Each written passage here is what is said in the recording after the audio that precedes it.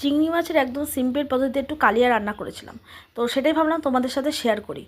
প্রথমে চিংড়ি মাছগুলো নুন হলুদে যেরকম ভেজে নিয়েছিলাম।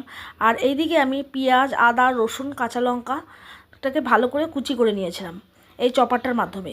দিয়ে কড়াইয়ে একটু শুকনো লঙ্কা, একটু গোটা গরম মশলা আর জিরে ফোড়ন দিয়ে ভালো করে ওই কুচানো মশলাটাকে দিয়ে আমরা ভেজে নেব।